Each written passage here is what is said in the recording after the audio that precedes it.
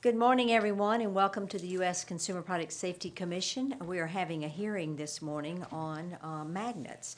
And before we get started, though, I'd like to bring to everyone's attention that today is Commissioner Nord's last public meeting with the CPSC. And she has been here many years as a commissioner, and then she was acting chairman for a number of years. So Nancy, I just want to say that it will be a large void. When I first came here, I remember the first thing you did was bring flowers over to my office and teach me a lot of things, and I want to say that you will be missed. And thank you for your years of service to the CPSC. Well, Madam Chairman, thank you. Please, Commissioner Adler would like to So what is different about this morning than any other morning? I think, Nancy, you and I have had what somebody once described to me as an ongoing mini version of Crossfire, which I have greatly appreciated, and I think you've brought some forceful and eloquent and needed views to the agency and agency discourse. I want you to know how much I've appreciated all of the contributions you've made to the agency over the years. I consider you a friend, and one of the things I've discovered about you as a friend that I'm not sure the public knows so much is you have an unbelievably refined sense of style, which I was admiring yesterday in your office. Anybody who doesn't believe me should stop by her office to see just how beautifully decorated it is. And the other thing is a delightful sense of humor, which I have always enjoyed and I relish, and I look forward to continuing to appreciate. And I just want you to know how much I'll miss you, and I wish you the best. Don't start in, Nancy. I just want to say that when I was nominated by the President the first time in January 2012, Nancy was the first person that who was a commissioner with whom I was able to have some interaction, and I was just very, very impressed with her thoughtfulness, her wealth of knowledge about the agency, and we were very much looking forward to working together for a long time. Unfortunately, the confirmation process took longer than either of us anticipated, and I'm very sorry that we didn't have longer together on the commission, Nancy. But she is just such a person with such rich knowledge of the agency and such a sense of history and thoughtfulness and commitment to the agency's mission, and you will be missed. Now, Commissioner Nord. I'm sorry, Commissioner Burkle. Thank you, Madam Chair. I just want to say from the time I received a call about this appointment, Nancy was available as a resource and a help and a friend, and she has proved to be just a wonderful mentor, cares deeply about what the Consumer Product Safety Commission does, and really has, I think, set an example for me and for all the commissioners. Her diligence and her knowledge of the issues is really, I think, what's most remarkable. So I know, for one, for a lot of reasons, I will miss Nancy, and serving with her, I'm sorry we didn't have more time together. Thank you. Well, thank you so much. I'm really very touched by your comments. Marty and Anne Marie, I am so sorry that our term of service didn't overlap to a greater extent than it did, because I think both of you bring new perspectives and freshness to the agency that is very much needed and appreciated. Even though my time working with you both has been short, it has been an absolutely delightful experience. Bob, I think you summed it up well. I have thoroughly enjoyed the intellectual jousting that we've had the opportunity to do. In fact, this agency presents so many rich intellectual issues, and it's been always great fun to be able to throw ideas up against the wall and have Bob at least try to catch a few of them. Not very many, but every once in a while. And Madam Chairman, perhaps more than anyone else on this commission, I do know the challenges you face in trying to run an organization that has a mission as big as it is, having to deal with such diverse issues with resources that are in the best of times very constrained. So you have my admiration in trying to keep all the balls up in the air. This has been just a very interesting 8.5 years for me, because I have seen the agency morph from one thing to another. And nevertheless, I think we all appreciate and understand the importance of the mission that we were appointed to carry out. All of us believe passionately in it, even though sometimes we approach these issues from different points of view. Our interest and our desire to do the right thing for the consumer is always there. And so thank you very much, colleagues. And again, to the staff, I will very much miss the wonderfully rich interaction I've had with you all. So thank you. Thank you. So good morning, everyone, and welcome to the public meeting relating to the notice of proposed rulemaking to create a standard to reduce the risk of injury associated with magnet sets. The notice of this meeting was published in the Federal Register on Tuesday, September the 24th, so it has been duly noticed. So I'm pleased this morning that we do have 7 panelists who have requested the opportunity to make oral presentations. The Commission also previously received volumes of written comments on this rulemaking. Both the oral and the written comments will be part of the rulemaking record, and that I want to make sure that we announce today that the record will be held open for 1 week, in addition to the full comment period, which has now passed. So a copy of the agenda includes the rules of conduct for this meeting. I'd like to extend a special welcome to each of our presenters who've been here to testify this morning. Our panelists will be heard in the following order. First is Rachel Weintraub, who's the Legislative Director and Senior Counsel representing the Consumer Federation of America. The second is Dr. Mark Gilger, who's the pediatrician in chief at Children's Hospital of San Antonio and the professor and vice chair of the Baylor College of Medicine representing the American Academy of Pediatrics, and Ami Gadia, who's the senior policy counsel representing Consumers Union. So, Ms. Weintraub, will you start?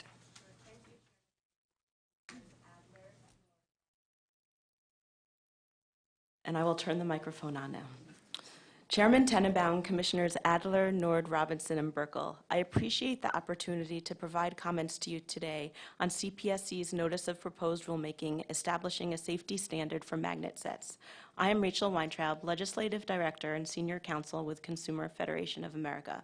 Consumer Federation, or CFA, is a nonprofit association of approximately 280 pro-consumer groups that was founded in 1968 to advance the consumer interests through advocacy and education. CFA is basing our comments today upon our written submission of comments of November 19, 2012 to the CPSC in response to the open comment period regarding the NPR on the safety standard for magnet sets. CFA agrees with CPSC's preliminary determination that there is an unreasonable risk of injury associated with children ingesting high-powered magnets that are part of magnet sets. The CPSC and pediatricians and pediatric gastroenterologists, from whom we will hear today, have documented the serious medical consequences that occur as a result of a child ingesting such high-powered magnets. These magnets are appealing to both younger children and older children as well. The unique properties of these magnets cause serious, life-threatening injuries when a child ingests 2 or more magnets.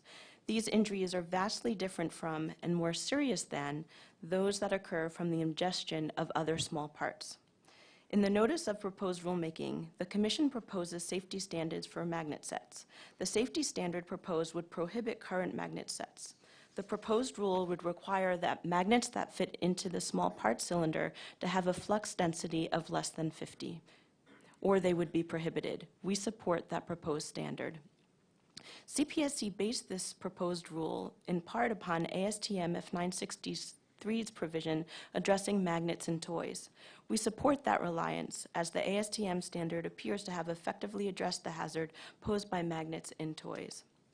CPSC's proposed rule accurately describes the serious injuries caused by the ingestion of magnets from magnet sets, which can be grave and potentially life-threatening.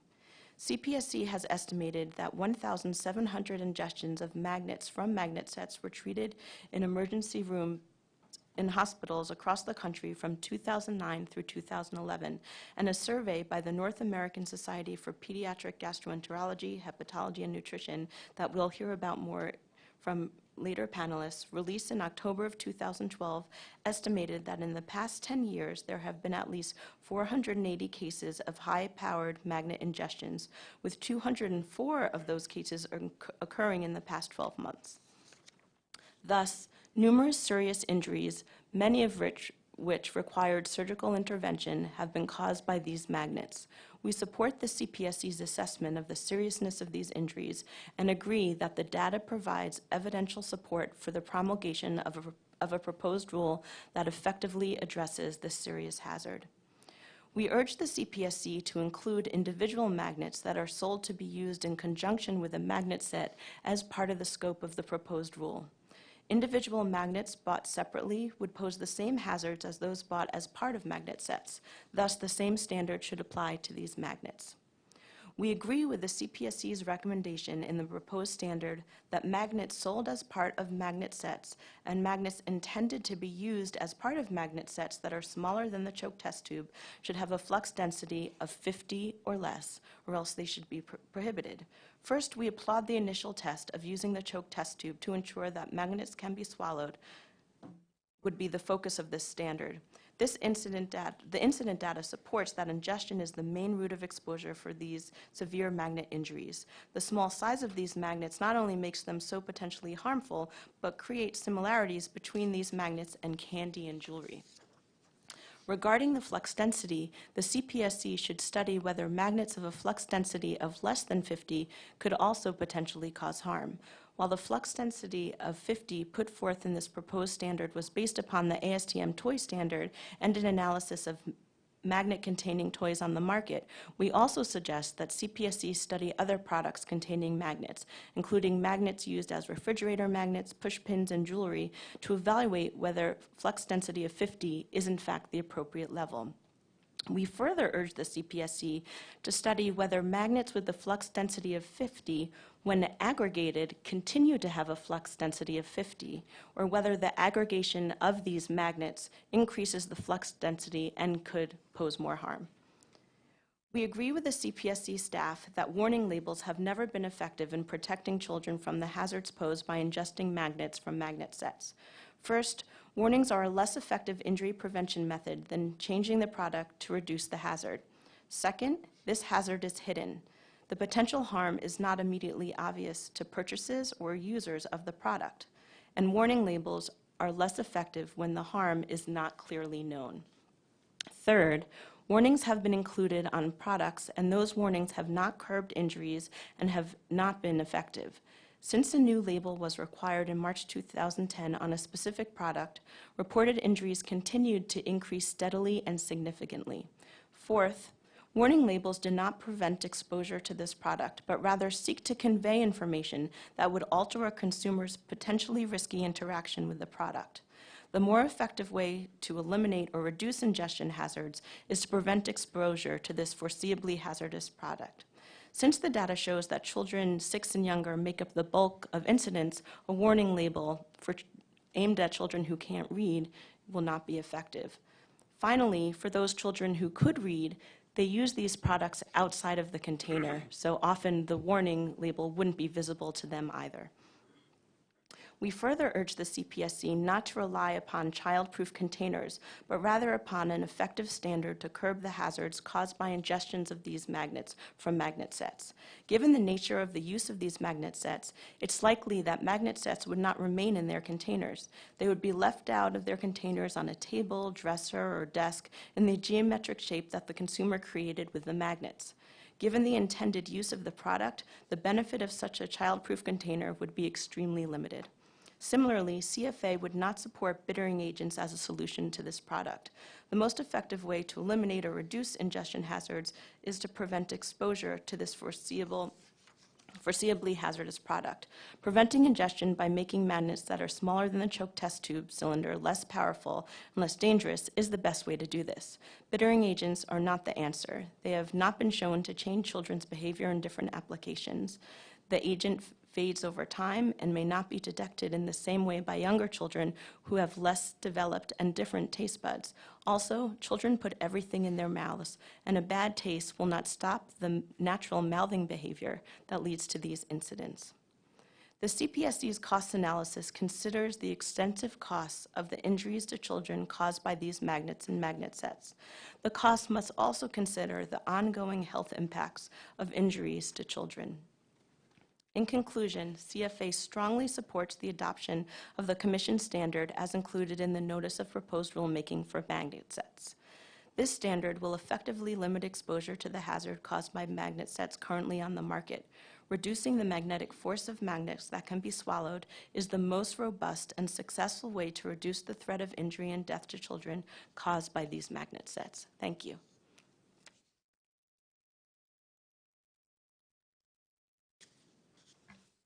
Good morning.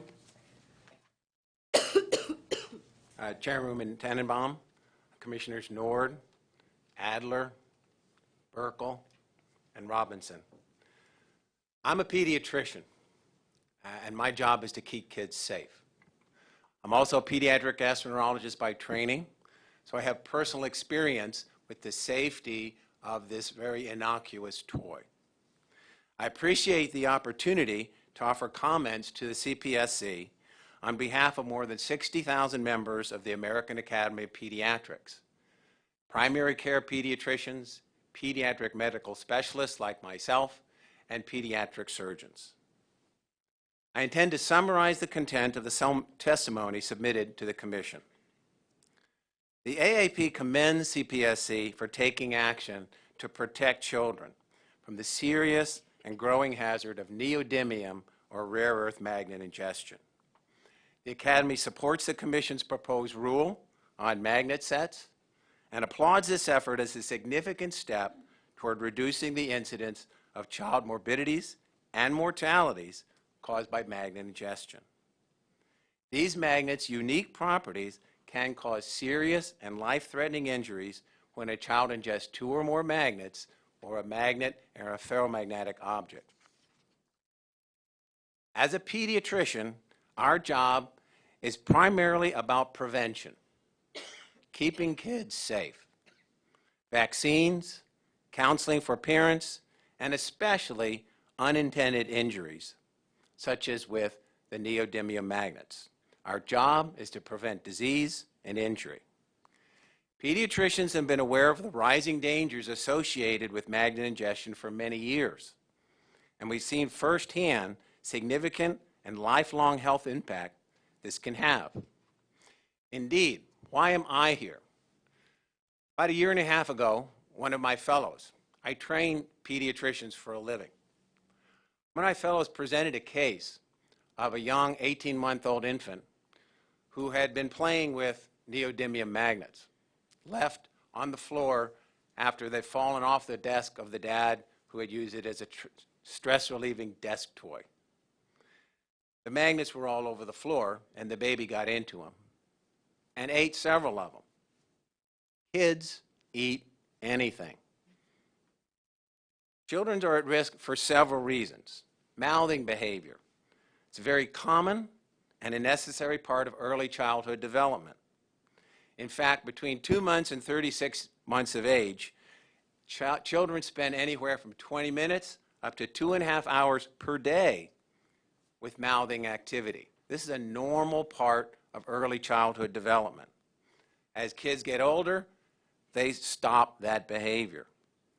Given this developmentally appropriate behavior, it's very understandable why very young children would readily put things like magnets in their mouths. Second, there's an underestimation of the risk. Toddlers can swallow neodymium magnets because of their appearance. They can be easily mistaken for candy. For example, I brought a prop. If I can get this open. In here I have a cupcake. I hope you can see it. And I hope you see the candy on top. But I don't know if you remember that old commercial. Looks like butter, but it's not. These aren't candy. These are neodymium magnets. They look like candy to me, and they look like candy to you. They hold together very nicely. And I could pick them off this cupcake very easily. That's how strong they are. And once these little magnets get inside the intestine of an infant, bad things can happen. These magnets look a lot like candies that children see on cakes and cookies. But it's not just little kids either. Older kids, our preteens and adolescents, accidentally ingest them while they're using these products to mimic piercings.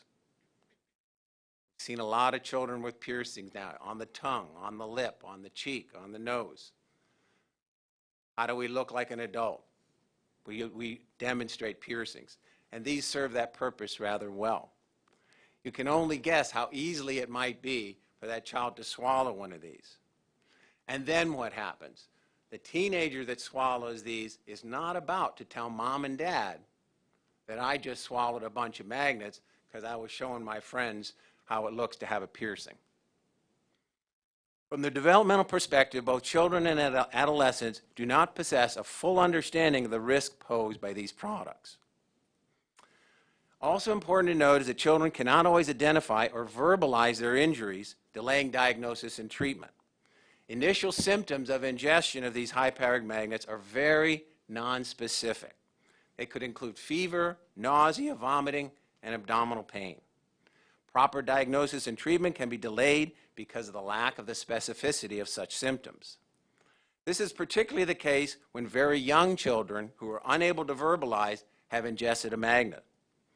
And when older kids, as earlier I demonstrated, they're embarrassed to say just what they just did. And they don't immediately realize the connection between their symptoms and the ingestion. So delayed diagnosis and treatment can result in additional and in some cases irreparable or life-threatening tissue injury. Foreign body ingestions are common. About 100,000 foreign body ingestions occur annually in the U.S., and 80% of these occur in kids. By far and away, most pass without symptoms and do not require surgical intervention. However, high-powered magnets are an entirely different ball of wax. Magnet ingestion has grown as a child health issue since the mid-2000s when manufacturers introduced to the marketplace children's toys containing these powerful magnets. These injuries are very different and far more serious than ingestion of other small foreign bodies. Neodymium magnets are the strongest type of permanent magnet manufactured. When a child ingests multiple magnets or a magnet along with another ferromagnetic object, they're capable of attracting each other across the bowel wall. That can lead to perforation, ulceration, and ultimately result in sepsis, a life-threatening infection. About 10% of affected children will require long-term or repeated interventions. The most common intervention for high-powered magnet ingestion is surgical repair of a perforation or fistula. In cases requiring bowel resection, the health implications are long-term and serious. In 2012, pediatric gastroenterologists, my colleagues, found that 6 children under age 6 represented 51% of all magnet ingestion cases, and 80% of reported cases required endoscopic or surgical intervention. These are serious morbidities and significant health interventions that can have lifelong effects on children. Sadly, most of these injuries are preventable. The AAP commends CPSC for taking action to protect children from the serious and growing hazard of neodymium magnet ingestions. Limiting the magnet strength for products meeting the small part size is a common sense solution to reduce the occurrence of these tragic and preventable outcomes. For these reasons, the AAP applauds CPSC for the notice of proposed rulemaking and urges the commissioners to move this rule forward into implementation. The safest and most effective regulatory action that CPSC could take to eliminate or reduce the hazard of ingestion is to prevent exposure to this foreseeably hazardous project. As I conclude, I would like to share the following recommendations. Public education. We simply are not aware of the dangers of these simple, innocuous magnets. We must remain vigilant. Parents and caregivers need to understand the dangers posed by this innocuous toy. And they need to be aware that these products can be purchased today and are in existence. We need to continue to educate our physicians, and especially our emergency room physicians, our family practitioners, our pediatricians, and our surgeons. And we support the federal rule. I want to thank you for the opportunity to provide input to the CPSC on this critical child health issue, and I'd be happy to entertain any questions. Thank you. Thank you. Ms. Gadea? Good morning. Chairman Tenenbaum, Commissioners Nord, Adler, Robinson, and Burkle. My name is Ami Gadea, and I'm Senior Policy Counsel with Consumers Union, the public policy and advocacy arm of Consumer Reports. We very much appreciate the opportunity to provide comments to the CPSC on this proposed rulemaking. CU strongly supports CPSC's proposed rule to address the unreasonable risk of injury associated with children ingesting high-powered magnets that are part of magnet sets. This proposed rule would effectively ban very small, highly powerful, rare earth magnets and will help to reduce significantly the horrible incidence of internal injury and life-altering medical consequences due to ingestion of these magnets by children and teenagers. As the Commission notes in its Notice of Proposed Rulemaking, in 2008, high-powered rare earth magnet sets became available to U.S. consumers. These magnet sets, which often consist of tens or hundreds of tiny, colorful, powerful magnets, are very attractive to children, including infants, as you just heard, and teenagers, and stick together with such force that if they are ingested, they can bore holes in the stomach or intestines, sometimes causing blood poisoning, tissue death, perforations, and other injuries that require emergency surgery. The unique and potent hazard posed by these products is especially insidious because after ingestion, as Dr. Gilger said, children often present with symptoms like vomiting that resemble common illnesses such as the flu, delaying medical attention. While the largest portion of the estimated 1,700 incidents treated in emergency departments between 2009 and 2011 involved children 4 through 12 years of age, teenagers are at risk as well, as Dr. Gilger very well described. A study published this August in the Annals of Emergency Medicine concluded that, quote, magnet-related injuries are an increasing public health problem for young children, as well as for older children who may use magnets for play or to imitate piercings. Education and improved magnet safety standards may decrease the risk small magnets pose to children. Magnet-related injuries can be serious and long-term. For example, after swallowing 8 magnets in April 2012, then 22-month-old Braylon Jordan of Kiln, Mississippi, needed to have almost all of his small intestine removed, leaving him dependent on intravenous nutrition. In a March issue of the Canadian Medical Association Journal, doctors described their treatment of a 3-year-old boy with laparoscopic surgery after he ingested several small spherical magnets that came together and tore a hole in his small intestine. As the Commission moves forward on this rulemaking, we urge you to consider the long-term medical and other costs to the victims of magnet-based injuries and to their families. While we commend CPSC for the measures it has already taken, we believe that the next appropriate step to address this hazard is the proposed prohibition on products in their current form and a safety standard for magnets. It is clear that CPSC's action is necessary as the potential uses of these rare earth magnets continue to grow, posing new potential hazards.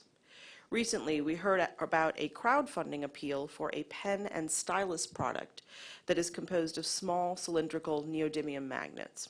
What happens if the small cylindrical pieces are swallowed by a child? Is the same devastating injury possible as with the magnet sets?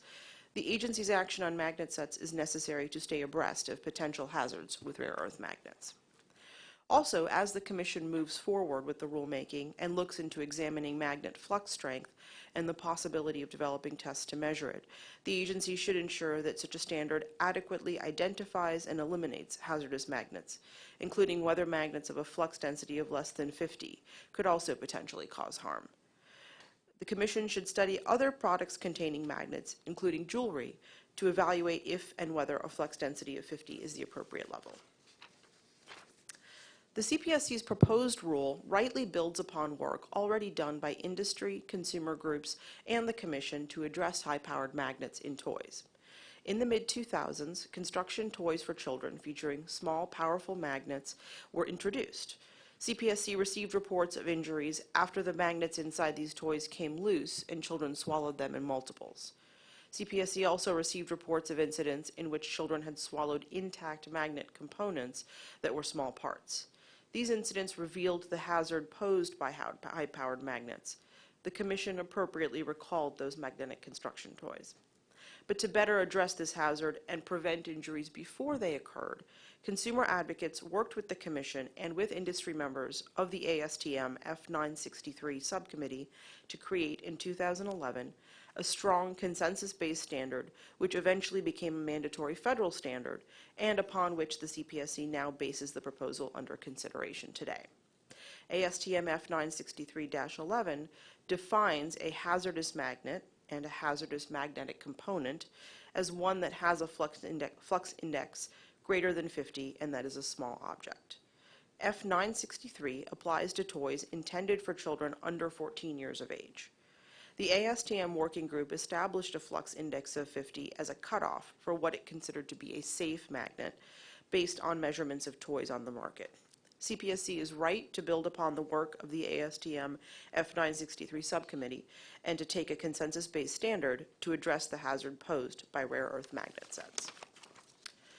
The NPR also discusses possible alternatives to the proposed rule.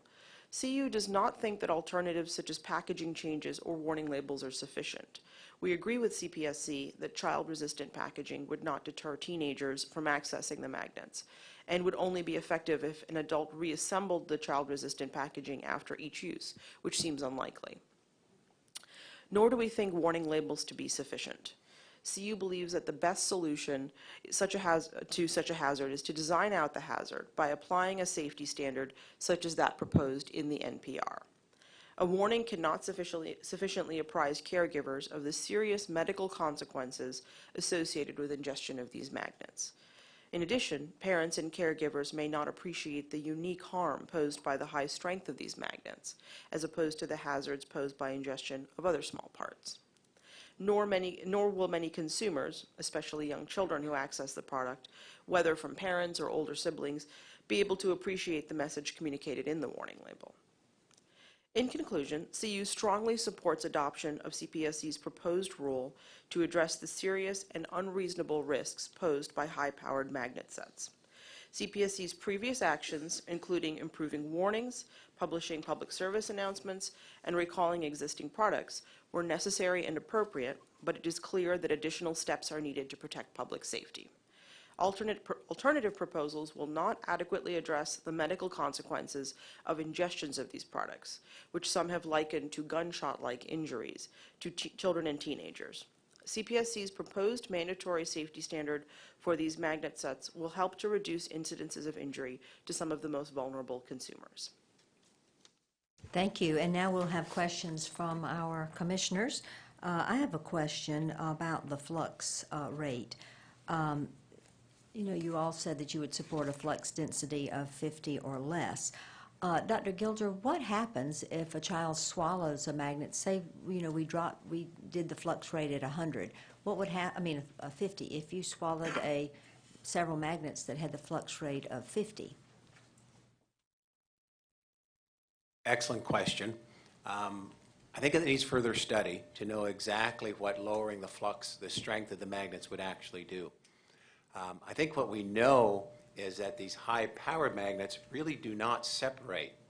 I think as that flux decreases, there's probably a level at which they will separate easily.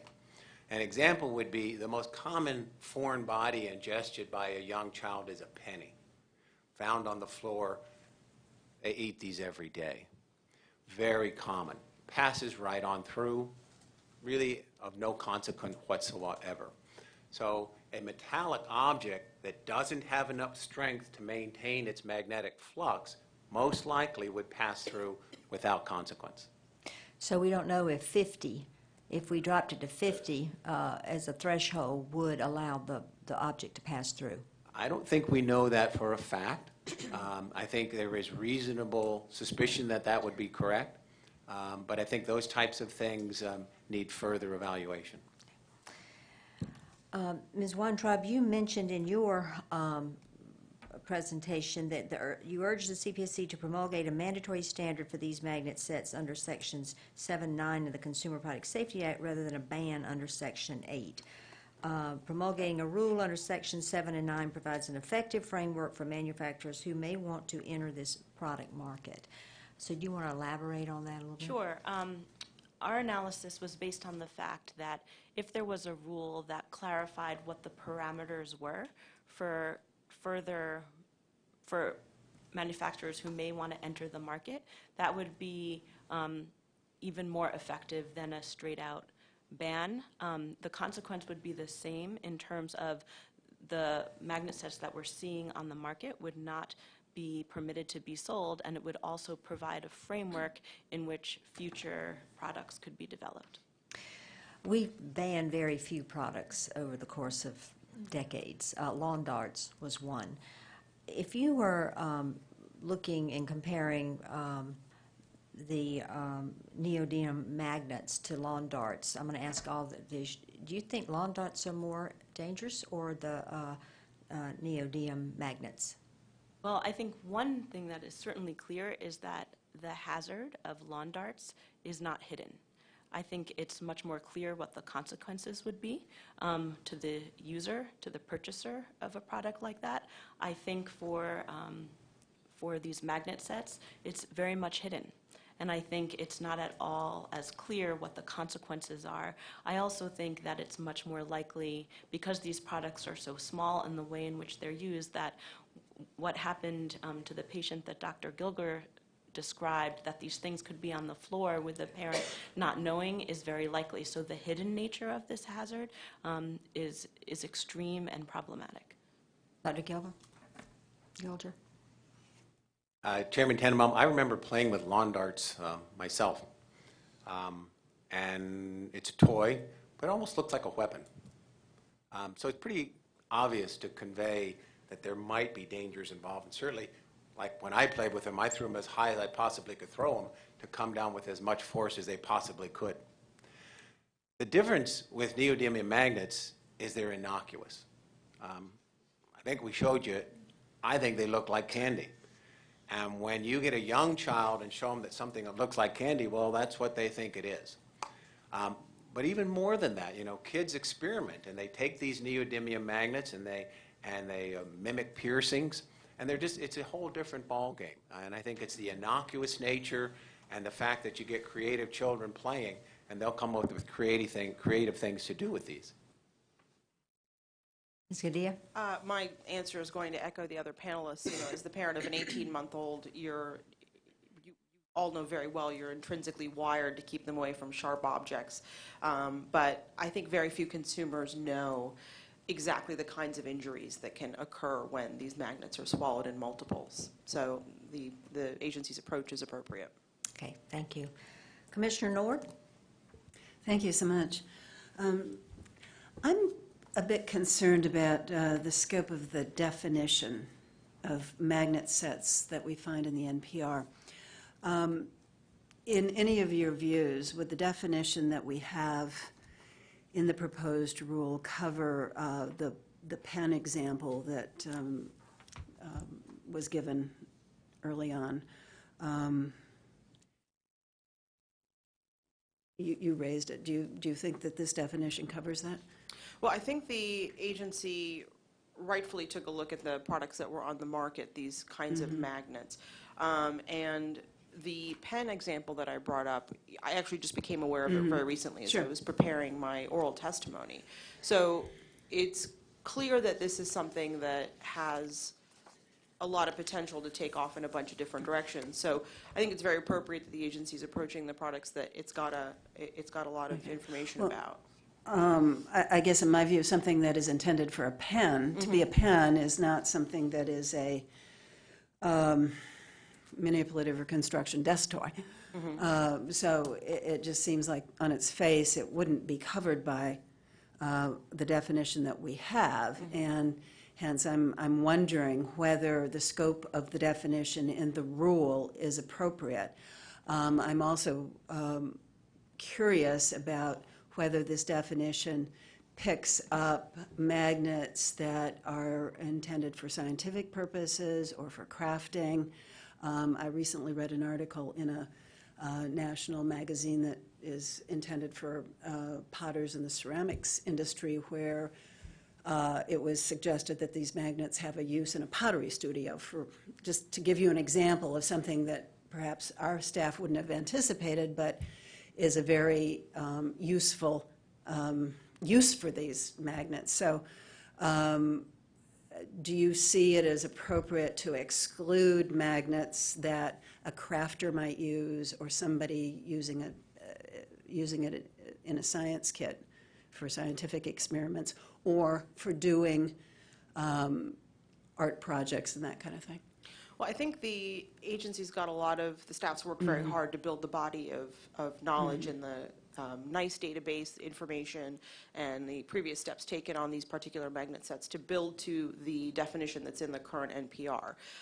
But it's clear from the link that I just found very recently that these uses are something that are changing and morphing, every day. And so we would urge the commission to continue to study those new and emerging uses the way that they've studied so well the hazards presented by these magnet sets. Okay, so I take it that you don't think the data supports an expansion of the definition beyond what is there. I think what's in the NPR is very appropriate, and what is clear is that the hazard is ever changing, and we know the agency likes to stay on top of emerging hazards. The definition in the NPR is really keyed on the intent of the manufacturer. And with respect to individual magnets, if a manufacturer makes them and sells them to all comers, then I presume that that manufacturer probably wouldn't fit in this definition because it's not marketed primarily as a manipulative or construction desk set. So I guess CFA argues that we should keep in the individual magnets provisions of the NPR, but it just seems to me that it may be a provision that is so easily avoided that I'm just wondering whether it really serves its purpose.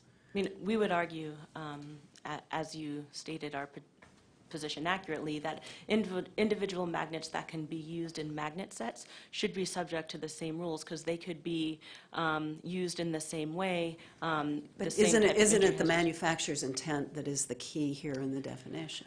I think that's important. I mean, it says it on its Yes, face. I think it does. I think, though, CPSC needs to look broader and look at how these things would be used. I think it's also very important. So you think we should expand the scope a little bit then? I do. Okay. Thank you. I'm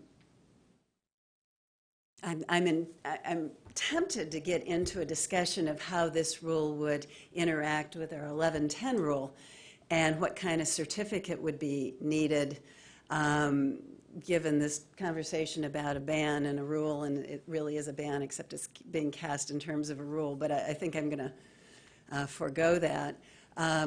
Dr. Gilger, in your testimony, you indicated that there are additional things that the agency should be doing, including public education. And so I'm just wondering what a effective public education campaign would look like. In your view, if the agency were to do a one-shot public service announcement, would that be sufficient, or does it need to be an ongoing effort? Excellent question, of course. I would say with physicians, we have what's called continuing medical education, meaning I know myself, I have to have something repeated at least 7 times till I remember it. So I think the essence is, yes, we have to always be constantly reminded of the dangers. And these types of neodymium magnets remind me of a product that simply has unintended consequences. I don't think for a minute that the manufacturers, when they came out with this toy just a matter of a few years ago, had any idea of the consequences of the magnets. And I think now they do. So how do you educate the medical community and the public? Again, I assume a one-shot PSA is not probably going to do it, in your view, putting words in your mouth. I think it has to be But does it have to be continuing? I think it has to be continuing. There's some very good materials out now by CPSC, which are very to the point and very effective. I don't think that it's widely known. Have you seen a growing awareness in the medical community about this, and then as a corollary within those doctors' patients' community about this danger? There's definitely a growing awareness. There is. But I can just reflect back to even a year and a half ago, where when I realized what was happening with these magnets just in Texas, I went down to our emergency room and I asked the first emergency room physician I came to, tell me about these things and what kind of problem you're having. And they looked at me with blank eyes. Had no idea. This is only a year and a half ago. So we've got a lot of work to do. So do you think if you went and asked the same question today, there would be still blank eyes? We are still going to find people You that would. don't know. And so you're going to have to keep pushing the information out there. When you push the information out there, do they understand the hazard? I mean, do they get it? Yes. I think it's very easy to point out what happens once they're ingested, and I think we're going to learn a little bit more about this later this morning. So I think you can get very constructive, clear, concise education that gets the point across very well. Okay, and you think that if we were to construct some sort of effort working constructively with the medical community to try to reach moms and parents, that is something that needs to be done? Absolutely. Okay, thank you so. Commissioner Adler? Thank you very much, Madam Chairman. I would point out to my colleague that the definition is not just using the word intended, it's also using the word marketed, which is, to anybody who knows the law, you always get 2 elements, often get 2 elements. One is what was the intent, and the other is what was the effect. And so I'm not sure I would agree with her that intent is it subsumes the entire concern that the Commission had. I just note that in passing. I did also want to make a quick observation about lawn darts, and one of the things that I've always found fascinating about lawn darts is that when I came to the Commission, there had been decades of concern about lawn darts, which had led first to very strong warnings about not using them around children, then had led to actual changes in marketing such that lawn darts were not sold in toy stores. They were only sold in sporting goods stores or in the sporting good area of department stores. And nevertheless, experience over decades demonstrated that kids still got seriously injured by lawn darts, which eventually led to a ban of lawn darts. And I'm not claiming that that is an exact precedent, but it is something that certainly gives me pause. What I'd like to do is ask Ms. Gadea and Ms. Weintraub a question about something you both raised, which is intriguing, and I must admit it wasn't something I'd thought about, but I'm going to read from Ms. Gadea's testimony. It says, we further urge CPSC to study magnets with a flux density of 50 when aggregated continue to have a flux density of 50, and that's intriguing. Is this something you have any expert input on, or is this something that you're raising as a concern that the staff ought to be focusing on? It's an issue that we were discussing as we were preparing our comments actually a year ago in November, and that is whether, and it's something we think there needs to be further study on, that when these magnets are aggregated, even if they have a flux density of 50, what is their flux density when they are all together? Does the nature of the aggregation actually increase the flux density, or does it not? I think it's a great question, and I'm planning to call the engineering staff right after the hearing and asking them if they have any information on that. But I appreciate you raising the issue. Did you want to? No, I think Rachel covered what I was going to say, so. Dr. Is it Gilger or Gilger? Gilger, Harjeez, Okay, Gil good. as in fish and gur as in bear. Okay, good. I'm intrigued by the notion of the difficulty in making a diagnosis. So I guess and because this goes to whether or not we have underreporting. So I can certainly understand how you would have the potential for a delay in diagnosis. When it gets very serious, do you think that even then some of these hazards are missed, that maybe even a child dies because nobody ever thought to look to see what the issue was? Or is this the sort of thing that we may not catch it right away, but ultimately we're very likely to catch it, or you may not have any idea one way or the other, but I'm intrigued by that. Interesting question. You know, the symptoms are very nonspecific early. As the injury progresses, they become more obvious, so that the abdominal pain becomes remarkable, vomiting and other things. So I think when the child is known to have ingested them and as being observed, the correct diagnosis will be made. I think the issue is parents may even have seen the child eat them and not think anything of it. And that's where the concern is, and I think it will remain there. I guess the question, though, is suppose the parents don't realize the child's ingested it, and they've come in and they've confronted, or they've taken them to an emergency room. Is it at some point quite likely that a physician, even if when it gets to extreme symptoms, would be able to catch this, or is it still the case that maybe no one ever really catches the hazard? And again, you may not.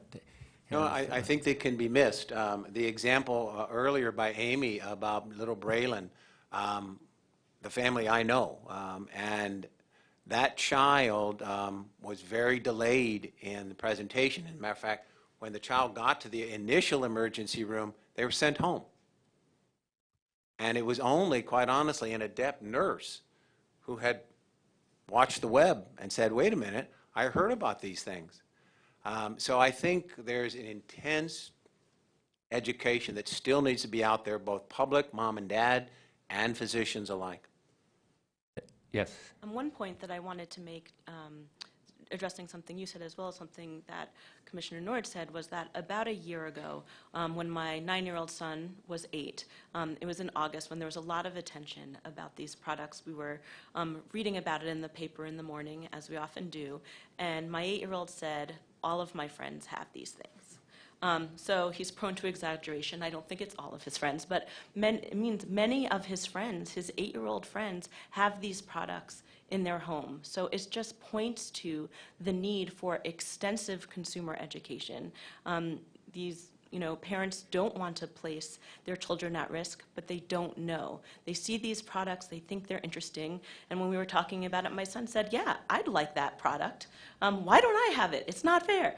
But I think it just goes to the point about education, that it's something that because of how hidden the hazard is, how parents don't perceive of the severity of the potential consequence, that education is very important in conjunction with a strong rule that would design out this hazard.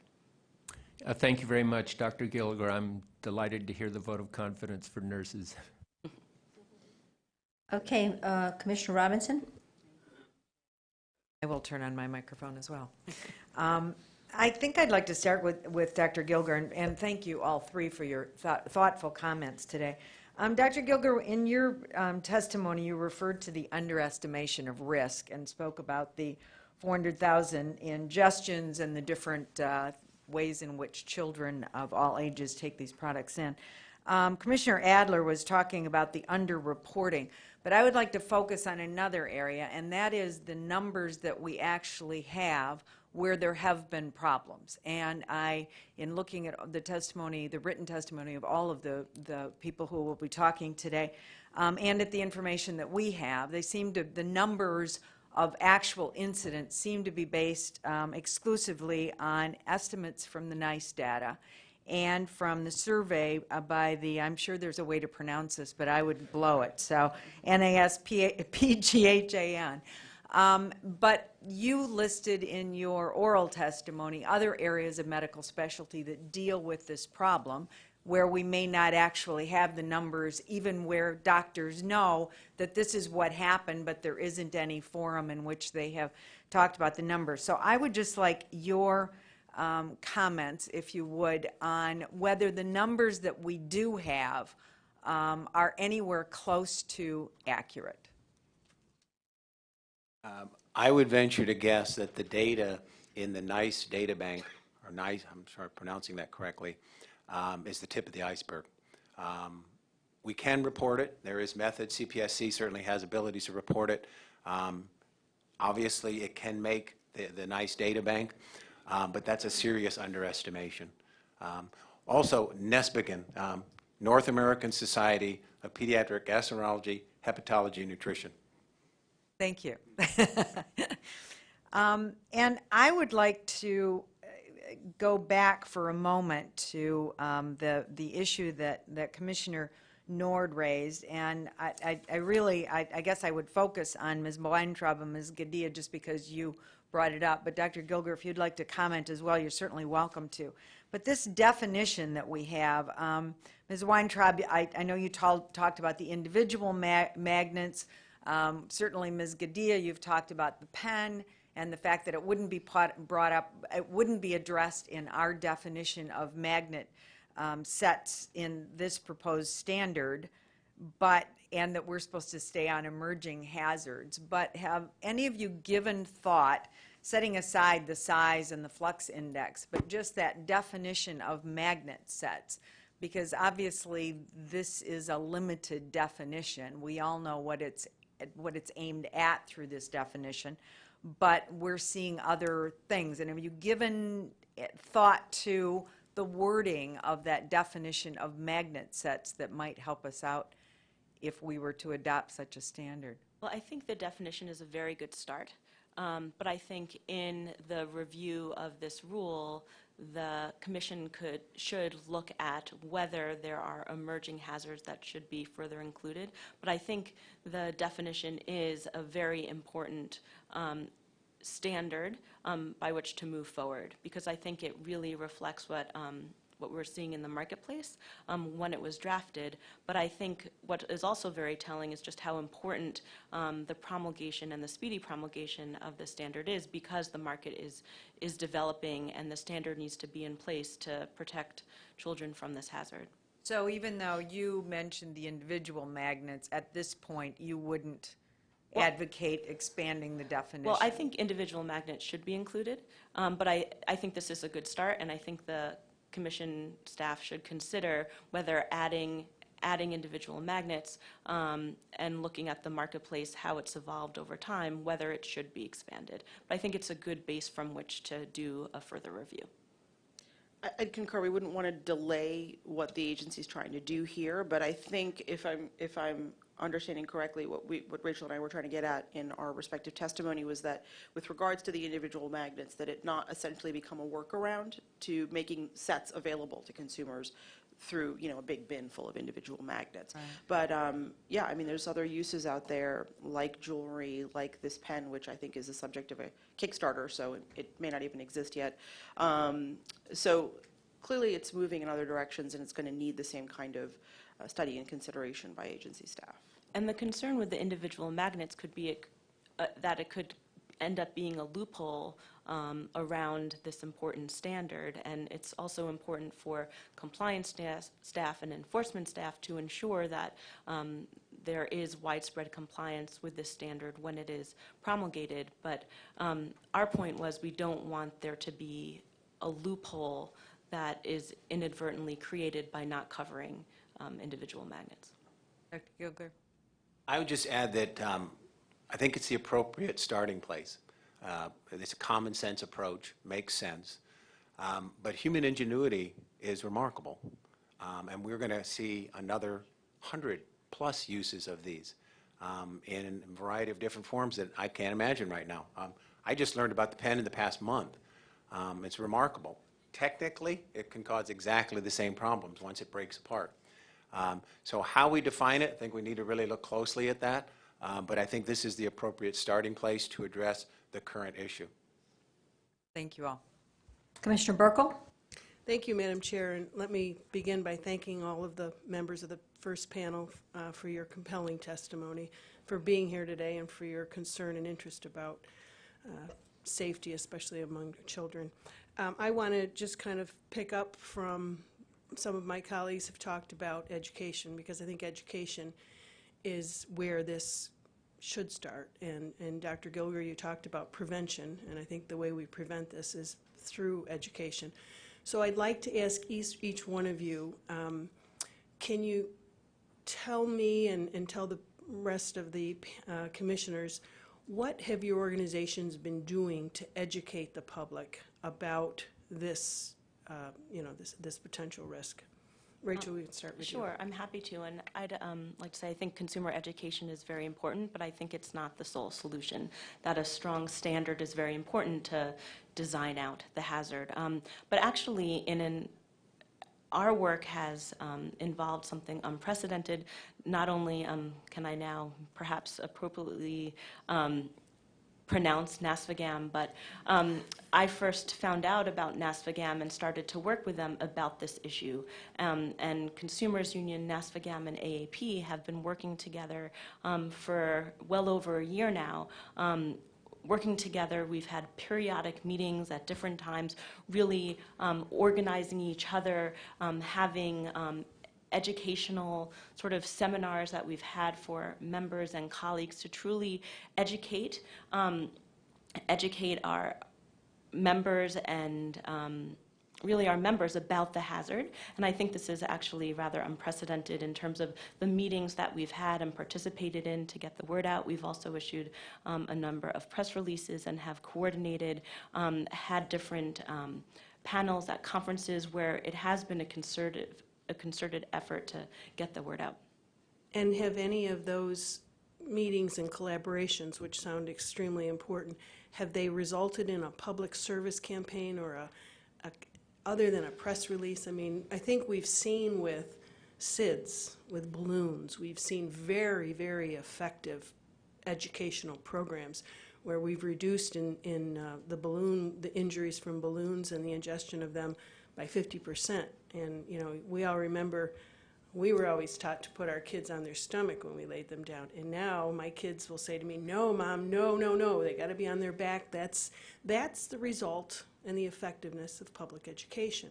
And so my concern is, how can we educate when someone goes into the emergency room, and Dr. Gilger, this would be probably best directed to you, when a child is brought into the emergency room, how do we get physicians to immediately think that this could be, they think in terms of appendix, but how can we educate them? And what is the Pediatrics Association, what are American Academy doing about educating physicians? Is there a blanket education program? Is there something included in medical school curriculums? How is this being disseminated among our physicians? A project in progress. So the AAP, in concert with NASFGAM, has produced a series of webcasts, websites, physician education seminars. There's been a series of educational seminars in medical schools across the country, specifically pediatric departments, grand rounds, that sort of thing. I was actually encouraged recently, our chief of the ER in Children's Hospital San Antonio is actually an authority on this topic, and so I think we are getting to people. I think we have a lot of work to do. In terms of medical school curricula, that's a really interesting question, and I will investigate that personally at Baylor. I don't think so. I don't think it's in the curricula, but I do know that when we train our residents, our next generation of physicians, this is in there. When we discuss, foreign body ingestion by children. I have included it because it's part of what I do, but it's across the banner. And I think also we have made inroads with the American Academy of Family Practitioners, with our surgical colleagues in pediatric surgical scenarios. They are now exquisitely aware of the consequences of these magnets, but there's no question there's more work to do. Thank you. Amy? Consumer Reports has written about this going back over a year. We conducted interviews of some of the victims and their families, and we put video on Consumer Reports online to show to our subscribers and people who come to the website. And the content's not just available to subscribers, but to all consumers, exactly what's involved. You know, the visual is always very helpful. So we put video as well as text on our website to walk through the hazard and the nature of the concern. We've written about it several times since the issue first started to crop up last year. We continue to write about it. One of our writers participated recently in a webinar with NASPGHAN docs to inform state, as I understand it, State Department of Public Health and Poison Control folks about the hazard, to begin to bring them up to speed. So we continue to get the word out, and we'll continue to push on those fronts. Thank you. And Dr. Gilger, to your point about reaching beyond the pediatric community, especially when you're talking about adolescents, and making sure family practice physicians and internists are aware of this as well, I would really suggest that it's incumbent upon all of us to collaboratively work with, along with the industry, to raise public education. This is such a public health threat that we should all be working collaboratively with this messaging and this ongoing education. I think it's going to be critical. Rachel, I just have one question, if you wouldn't mind clarifying. You mentioned that using Section 7 and Section 9 for rulemaking was more effective than using Section 8, and if you could just clarify that for me. Sure.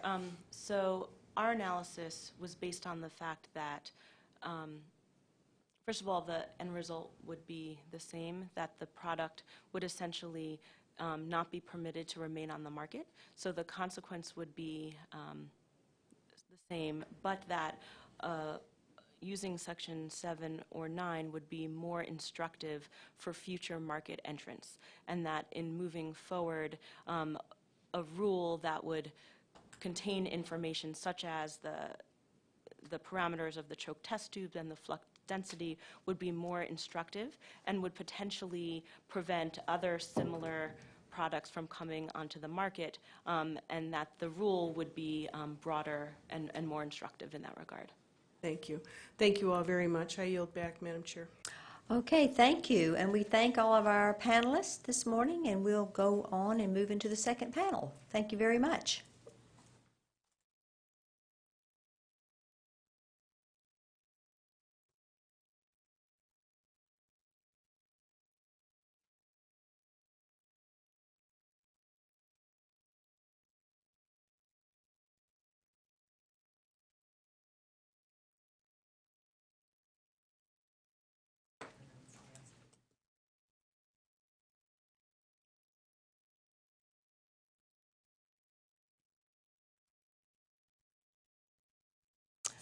Good morning. For our second panel, we have Dr. Brian Rudolph, who's the Assistant Professor of Pediatrics at Children's Hospital in Montefiore Albert Einstein College of Medicine in the Bronx in New York, and Dr. Maria Olivia Himker, who is the Chief of Pediatric Gastroenterology and Nutrition and Sturmer Family Professor of Pediatric Inflammatory Bowel Disease at Johns Hopkins Children's Center in Baltimore, Maryland, and you're here on behalf of the North American Society of Pediatric Gastroenterology, Hepatology, and Nutrition.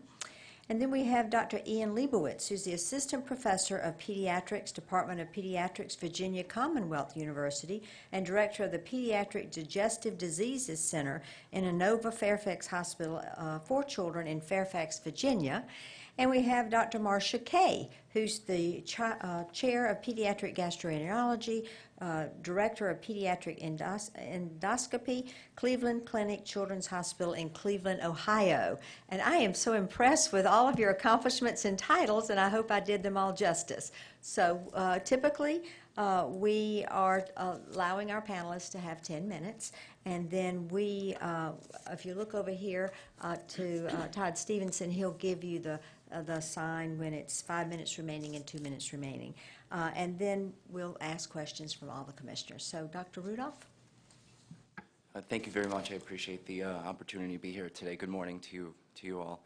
My name is Dr. Brian Rudolph. I am a assistant professor of pediatrics at the Children's Hospital Montefiore and a practicing pediatric gastroenterologist and a member of NASPGHAN, the North American Society for Pediatric Gastroenterology, Hepatology, and Nutrition. The focus of my comments today is on the demographics of magnet ingestions. I'd like to start by echoing the statements of the previous panelists and the panelists up here by offering my own strong support for the Commission's proposed safety standard for high-powered magnet sets.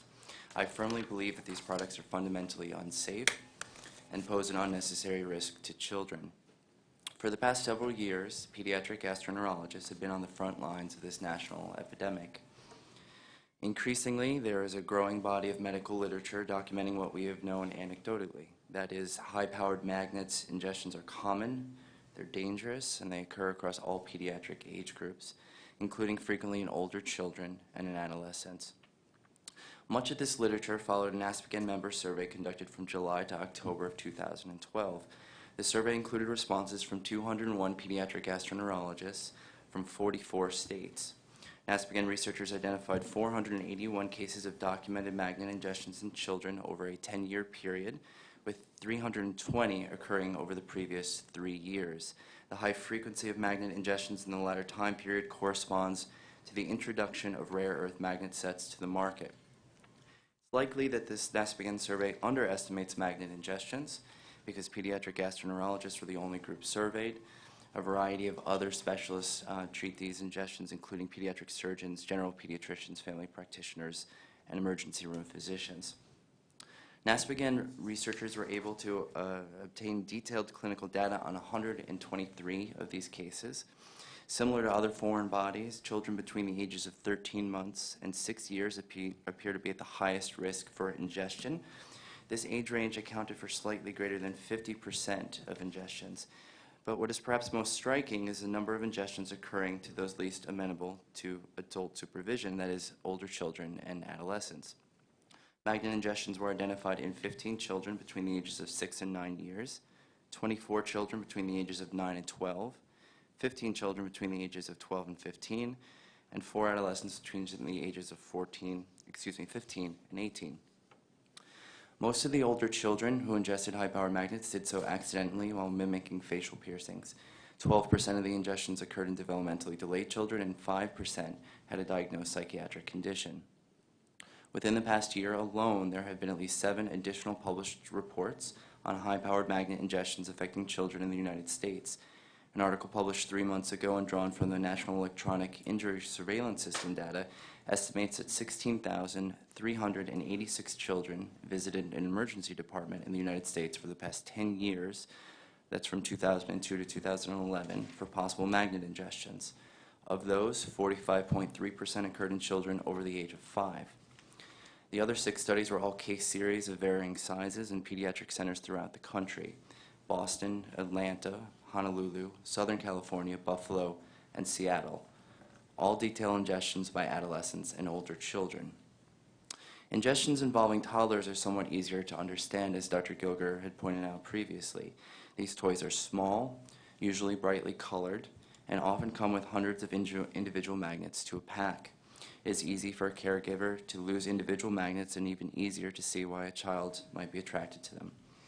The consequences of accidental magnet ingestions, however, are serious and potentially fatal.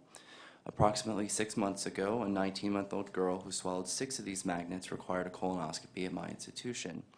The mother was well-educated, loving, and by all measures a good parent. The toddler found and swallowed the toy magnets after they were accidentally dropped by an older sibling. Our patient was lucky. We were able to remove the magnets endoscopically, and she was discharged home the following day.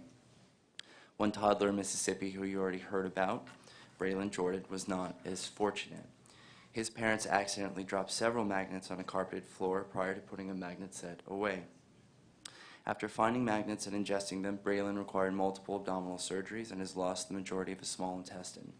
He currently requires a central IV catheter for nutritional support and will need an intestinal transplant, most likely in the coming years. This is not an issue of poor parenting. These magnets are accidents involving an irreparably unsafe product. There's no amount of warning or parental vigilance sufficient to completely prevent accidental injuries in children. We have seen a dramatic increase in high-powered magnet ingestions despite multiple product warnings, widespread press, and exhaustive advocacy efforts.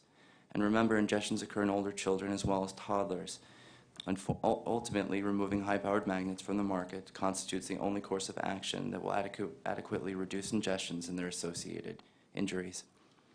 Unfortunately, high-powered neodymium magnets are no longer just found in desk toys, and a variety of new novelties are quickly appearing on the market, as you heard about earlier. A quick internet search, for example, allows one to buy small, individual neodymium magnets in a variety of shapes, sizes, and colors. And I guess it was 2 weeks ago now, I also came across the Polar Pen on Kickstarter, which is a ballpoint pen comprised entirely of small, interchangeable neodymium magnets. In fact, the magnet components are similar in size to the very product the proposed safety standard intends to address. The Polar Pen is being manufactured and will soon be shipped all over the world, including to consumers in the United States. I urge the Commission to quickly finalize its proposed safety standards for high-power magnet sets and ensure that the proposed definition of magnet sets captures new high-powered magnet novelties such as the Polar Pen. The consequence of small, rare earth magnet ingestions in children can be catastrophic and are completely preventable. The longer these products remain commercially available, the longer our children are needlessly exposed to danger. Thank you. Thank you. Dr. Oliva Hemker?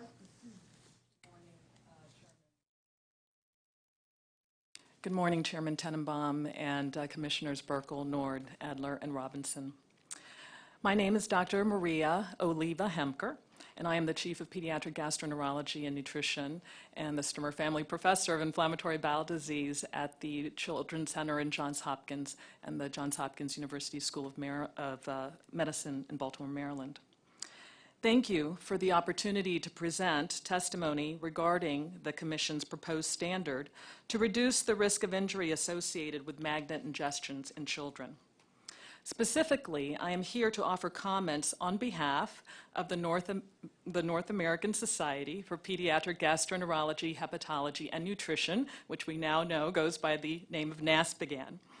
My comments are to demonstrate the correlation between the emergence of high-powered magnet sets in the commercial market and the rise in the incidence of high-powered magnet ingestions. So information from the medical literature tells us, as you have heard, that about 80% of foreign body ingestions occur in children. As experts in foreign body ingestion, pediatric gastroenterologists expect most gastrointestinal foreign bodies to pass spontaneously without symptoms. Only about 10 to 20% require endoscopic removal, and less than 1% require surgical intervention. So surprisingly, even sharp objects like needles and pins usually pass without incident. High-powered magnets, however, as we have heard today, are different from other ingested foreign bodies. These types of magnets are being increasingly ingested and can seriously injure the GI tract, as you have heard. Unfortunately, because the ingestion of high-powered magnets may initially cause no symptoms, there can be a marked delay in diagnosis and treatment. And at times, the ingestion is not discovered until the child presents with signs and symptoms of intestinal obstruction or perforation.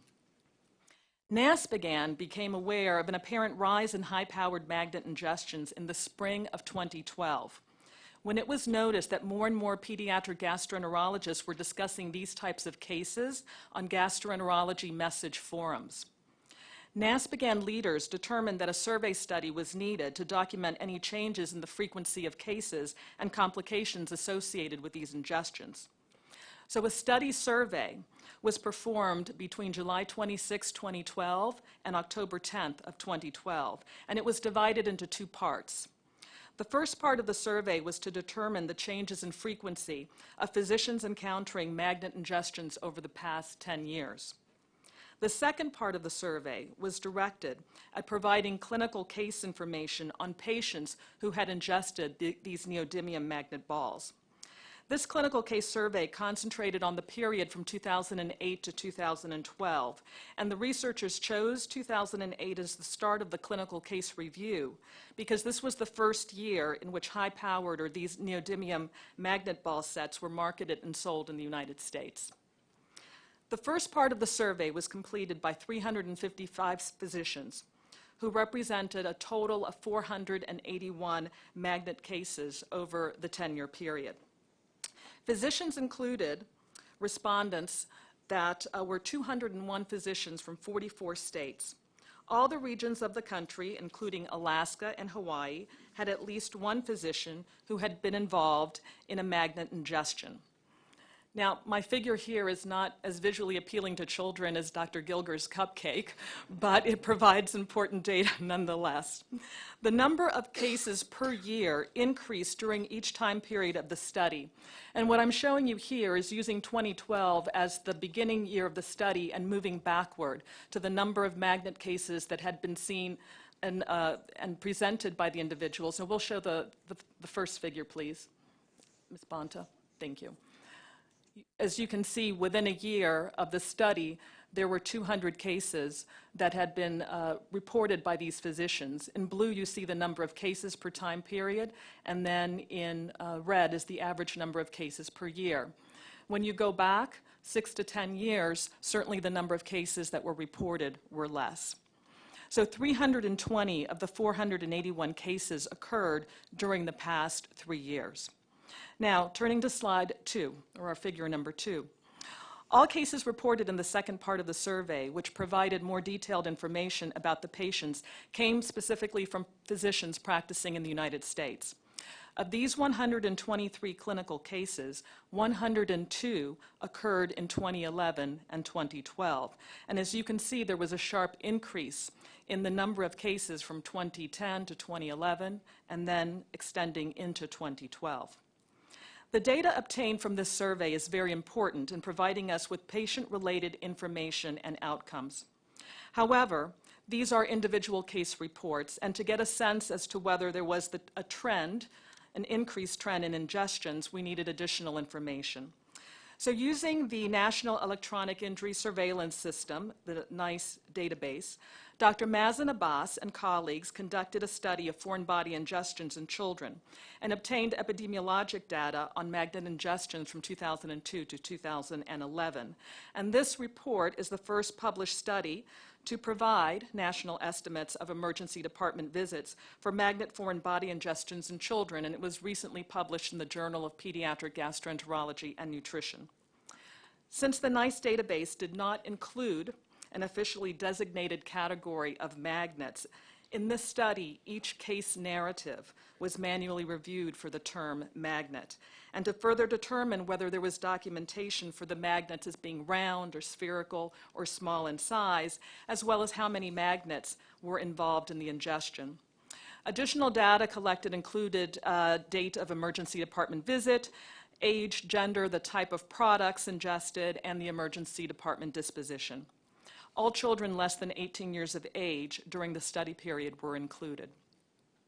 During the 10-year study period, there was an estimated 16,386 magnet ingestion-related emergency department visits among children. These estimates were derived from the 678 reported emergency department visits for magnet ingestions that were reported by this cohort of emergency departments across the country. As I mentioned earlier, there were no magnet categories in the database, so most of the ingestions were actually reported under the categories of kitchen magnets or toys. And these had to be manually reviewed to extract those emergency department visits that describe small and or round magnets. Of the more than 16,000 magnet ingestions, there was enough information to estimate that 7,159 emergency department visits for ingestions of magnets were described the magnets ingested as small and or round.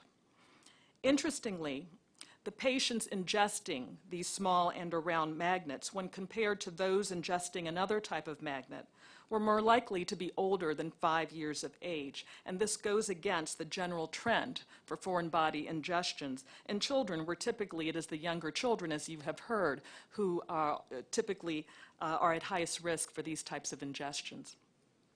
Further analysis of the cases with reported small and or round magnet ingestions revealed that children older than 5 years of age were more likely to ingest multiple magnets compared to a single magnet. Those ingesting multiple small and or round magnets had a statistically higher chance of being admitted, observed, or transferred to another hospital compared to those who had ingested only one magnet. As you will see in our figure 3, which shows you both estimated total number of emergency department visits as well as the estimated number of visits per 100,000 children. What you see are three lines. In blue, the 5 to 13 years of age, that's in the middle. Red on the top is 0 to 4 years of age, and then the purple is the 14 to 17 years of age. All of the age groups had statistically significant trend increases of magnet ingestions over the 10-year study period. The group of 14 to 17 years had almost no documented magnet ingestion-related emergency department visits, as you can see here, until 2009, after which a statistically significant rise is noted from a rate of 0.1 per 100,000 to 1.15 per 100,000. The age group of 5 to 13 years had the largest increase in those suspected to have multiple small and or round magnets, and this is shown in the next figure. The rate there increased from 0.02 per 100,000 in 2007 to 1.22 per 100,000 in 2011, and this represents a 61-fold increase. So to summarize, the 10-year review of the NICE database that was independently conducted by Dr. Abbas and colleagues provides important information on the trend of magnet ingestions in children in the United States. It was shown that during this 10-year period, there were more than 16,000 emergency department visits for magnet-related ingestions, and that such visits in aggregate overall increased more than 8-fold. Importantly, it shows that magnet ingestions began to increase in 2009. This was following a drop in cases from 2007 to 2009. And we speculate that the drop in cases from 2007 to 2009 is attributed to the Commission's recalls of numerous toy products that contained high-powered magnets and adherence to toy safety standards. The increase in magnet ingestions correlates with 2009 being the first year of significant sales of high-powered magnet sets. For example, based on data available from one company alone, 1.5 million units of buckyballs were sold between 2009 and 2011, and other companies have similar high sales during that time period. Critics of the Commission's proposed high-powered magnet safety standard have suggested that the Commission's estimate of ingestions of magnets from magnet sets is overstated. And we disagree. In fact, it is highly possible that some number of the estimated 16,380 magnet-ingested related emergency department visits not classified as high-powered magnets could be attributable to those high-powered magnet sets. However, it's just that many of the NICE reports did not include sufficient detail to place them in that category.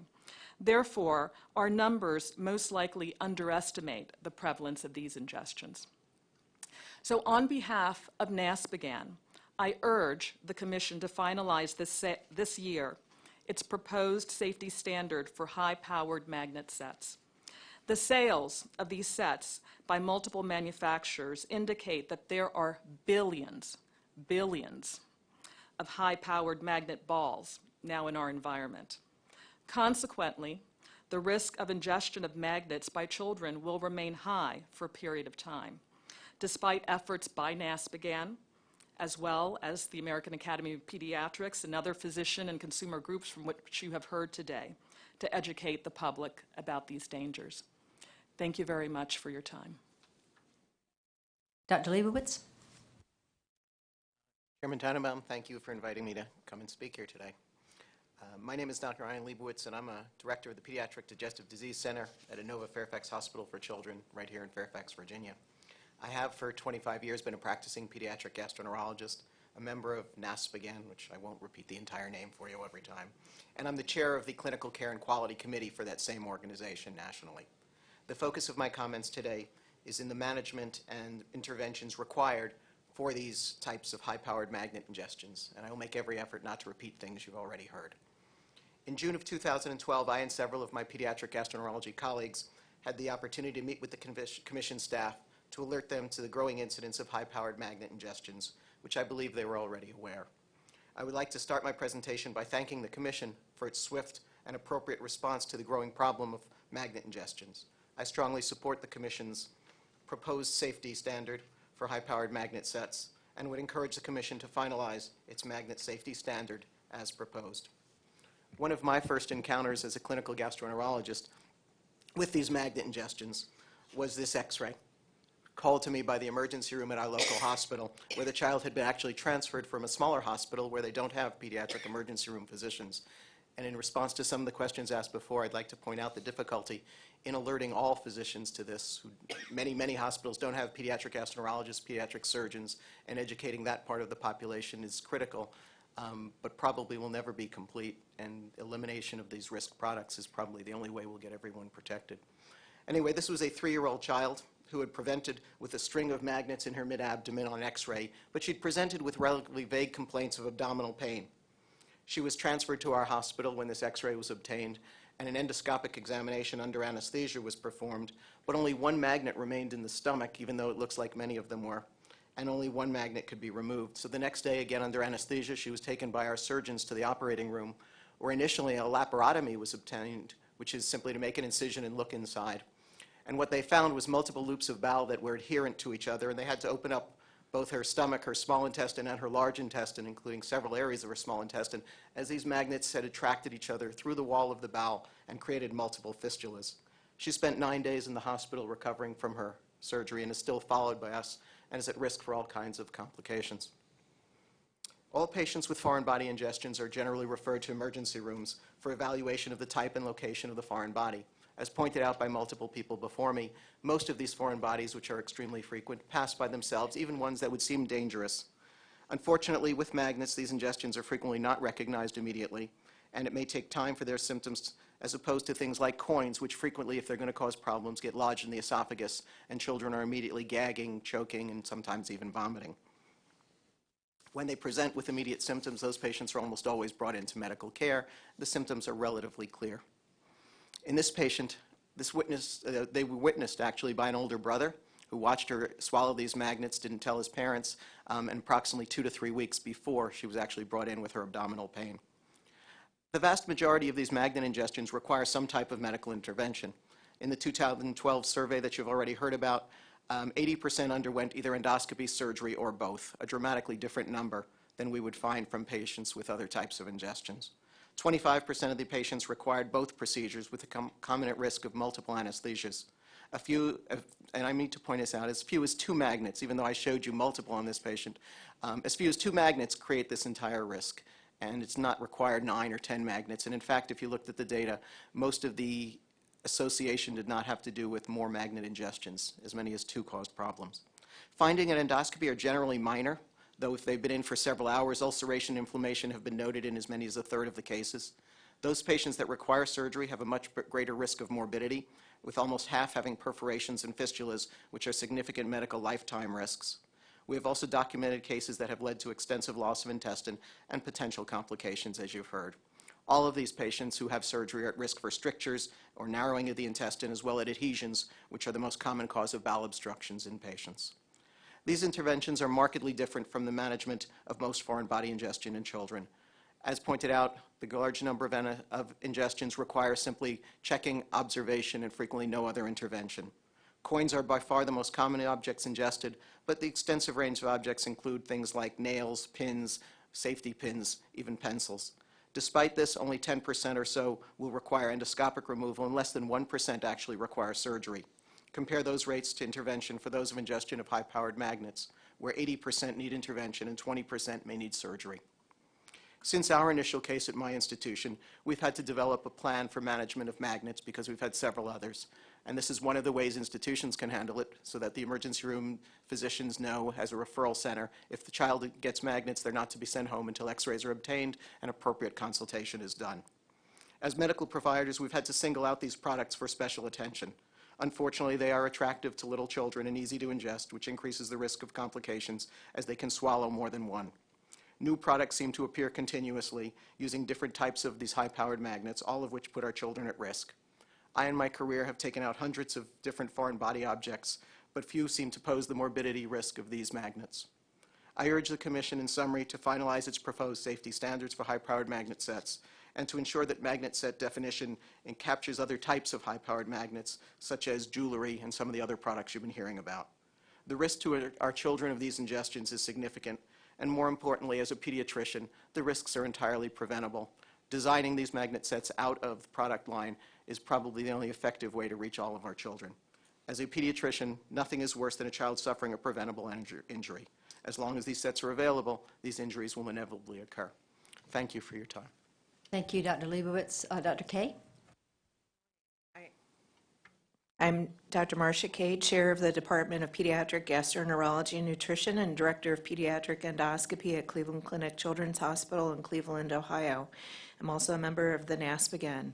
I would like to thank the commissioners, Commissioner Tenenbaum, Burkle, Nord, Adler, and Robinson, and the Consumer Product Safety Commission for holding today's hearing and providing me the opportunity to talk about the dangers that high-powered or neodymium magnets pose to children.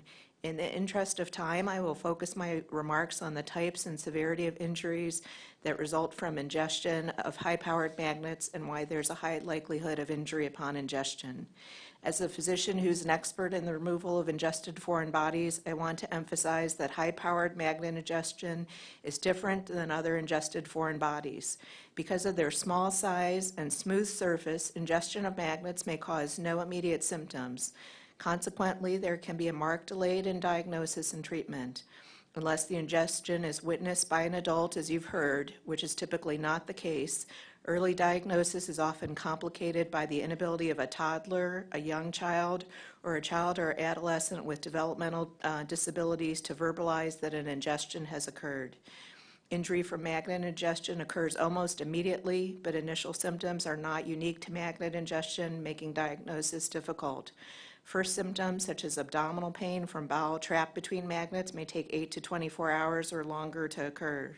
Later symptoms, such as fever and vomiting, are nonspecific and resemble more common ailments, such as an acute infection, such as acute gastroenteritis. Magnet ingestions are serious and life-threatening. If more than 2 of these high-powered magnets are swallowed, their attractive force allows the magnets to find each other in the body. This can occur between different segments of the bowel. For example, connections can occur between the stomach and the small intestine, between the small intestine and the colon, or sometimes across loops of bowel, as is shown in the figure. Although the tissue of the intestinal tract is tough, it's no match for these magnets. Once magnetically attached across the bowel, they do not break apart or separate, which can cause severe injury. Deep pressure ulceration can occur within 8 hours or less following ingestion. If left untreated, this can lead to bowel wall perforation, which represents a serious and immediate risk to the patient. The leakage of intestinal contents into the abdominal cavity rapidly results in infection and peritonitis, which is inflammation of the tissues that covers the intestine and internal organs.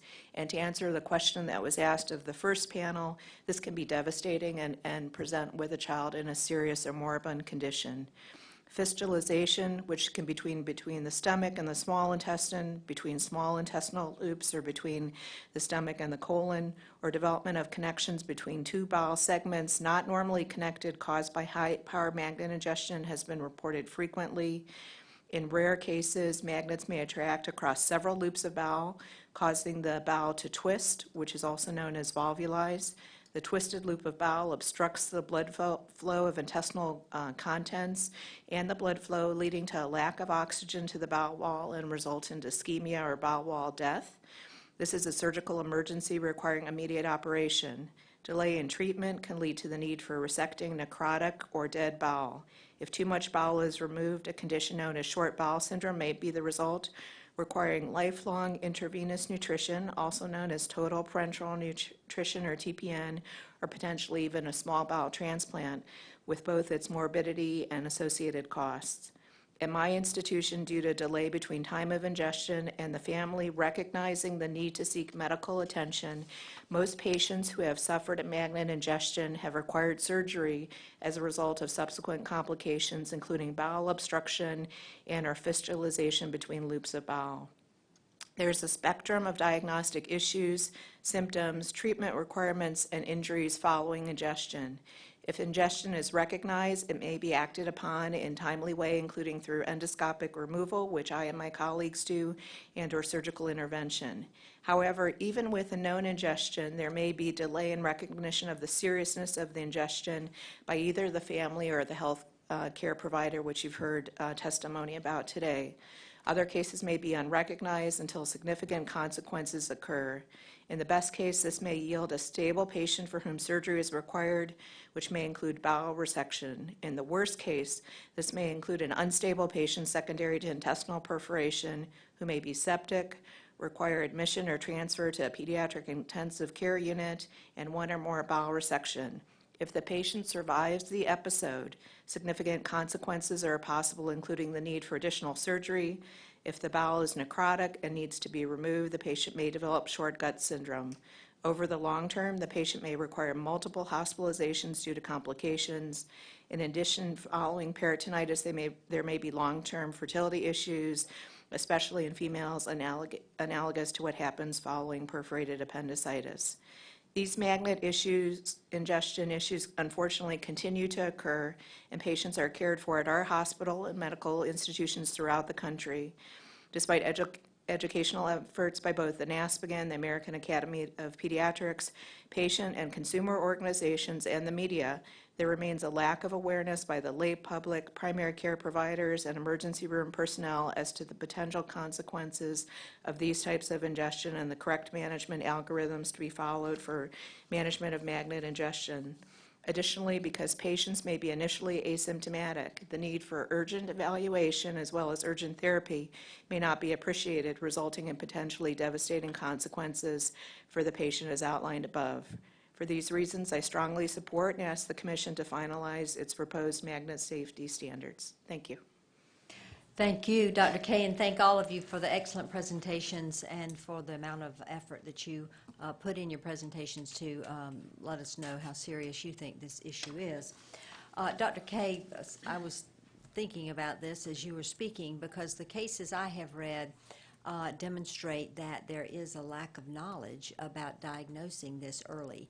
And I've read cases where the parents, even brought the child to the hospital demonstrating flu-like symptoms. But you said it correctly, that despite the educational efforts of both NASPGHAN, the American Academy of Pediatrics, patient and consumer organizations, and the media, there remains a lack of awareness by the lay public, primary care providers, and emergency personnel, about these hazards. And I'm from a state, South Carolina, that has many rural areas, and the only doctor, you'll go into the emergency room and you'll see a family practitioner. And I think it's beyond what we're able to do in terms of educating all the physicians in America and emergency personnel, but how could such a effort be designed? And we could work with the FDA and other HHS and other agencies, but that is a very large problem, is that the length of time children go misdiagnosed. So if you'll elaborate on that, how can we get the word out to just family practitioners in all the states? Well, I think a two-part effort is required. The first part, which you can be tremendously impactful on, is in terms of preventing these ingestions by reducing the availability of these products. And that's a potential, a huge impact on it. But we as physician organizations and consumer organizations and the Consumer Product Safety Commission really do have a role in public service announcements. It's interesting, I was at a family dinner on Sunday and was speaking with my family members about it, and my mom said, is this like the mattresses? And when we walked in, I saw on the screens, information that the Consumer Product Safety Commission has done in terms of mattress safety. This is the same thing. This is an important area that we need to act legislatively on in terms of preventing these ingestions. And then we as physician organizations and consumer organizations need to get the word out to both patients, ER physicians, family physicians about really the risk of these objects that are perceived to be innocuous and harmless, and how serious these ingestions are. Well, every state has a medical board of examiners, or that licenses physicians, and so every physician, they would have the address of every physician, and also there's a board of nursing examiners. So when we think about how we could best get the word out, but it's very difficult when, no matter how many PSAs you do, because we've done over 20 campaigns here at the Commission, it's very hard to make it saturated in such a way as to inform everyone. I think the one thing that's interesting about these magnet ingestions is if you get an x-ray, a plain x-ray, you can see how obvious these are in x-ray. And so what we need is that physicians in an emergency room think about getting an abdominal x-ray in cases where this is a possibility. More than 90% of foreign bodies that are ingested by children are radiopaque, which means that they're readily seen on x-ray. And as pediatric gastroenterologists, we take care of a tremendous number of foreign body ingestions, and we're asked to remove those. And sometimes even for other reasons, for coins or things like that, the child may present with respiratory symptoms. There's no history that they've swallowed something. But even getting the message out, if there's a concern, if a patient's presenting with unknown abdominal pain or these products in the house, just get a plain x-ray, because those are very obvious immediately, and then the right algorithms for management can occur. Thank you. And Dr. Rudolph, you call these magnet injuries a national epidemic. Does the panel know how the injury rate and severities compare with other similar childhood injuries? Is there any kind of comparative study? Not to my knowledge. I don't think that this has been compared, at least directly, to other such ingestions. If anyone else on the panel, correct me on that.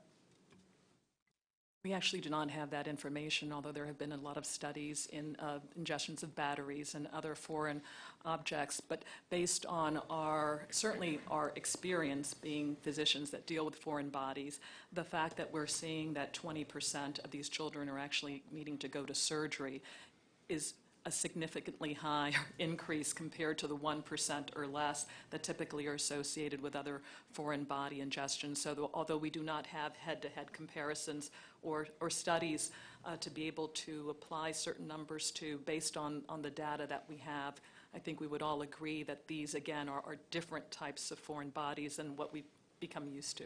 Mm-hmm. I agree. Dr. Leibowitz, you want to add anything?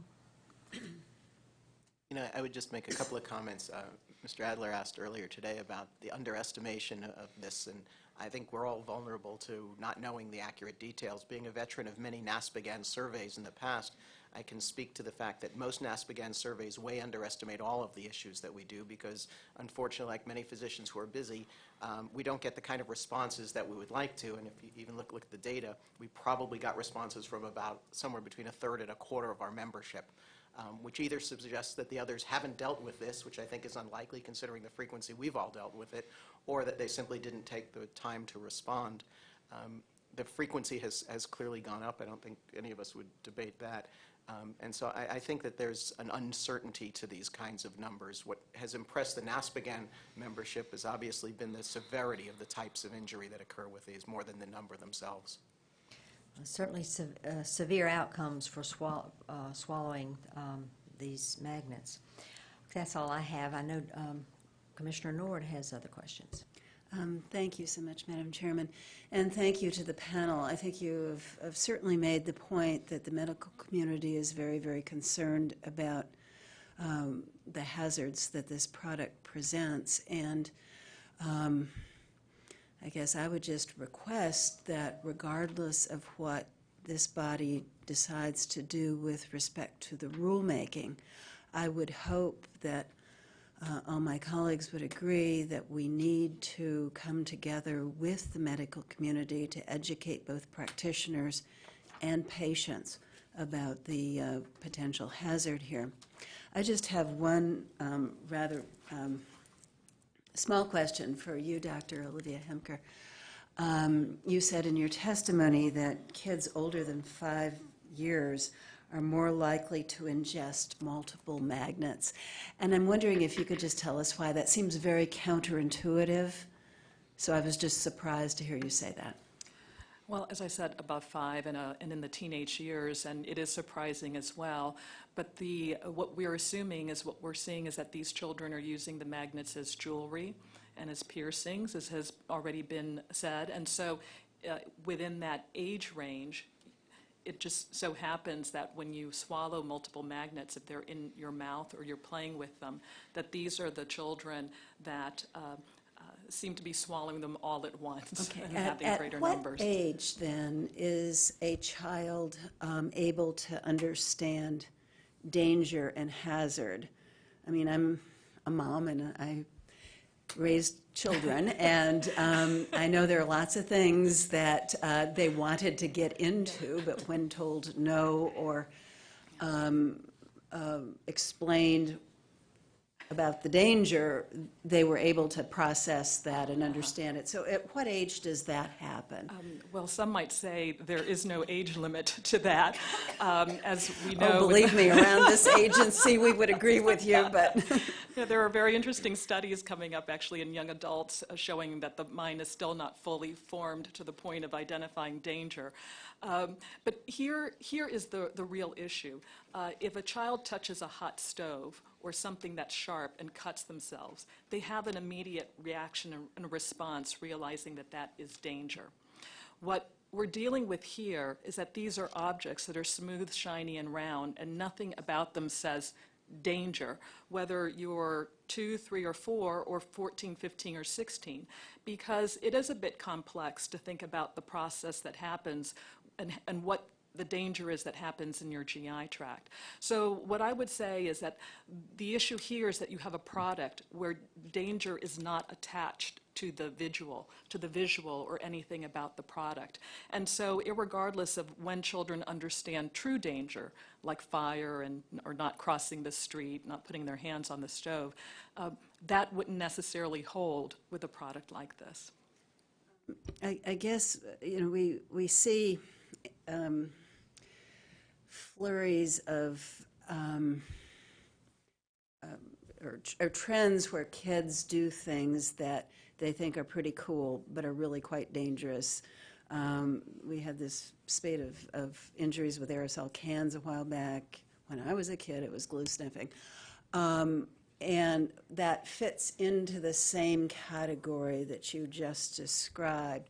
So again, regardless of what this agency decides to do with this particular rulemaking, it seems to me we ought to be thinking a lot more aggressively and creatively about how we can address this issue. And I hope we can count on the medical community to help us do that.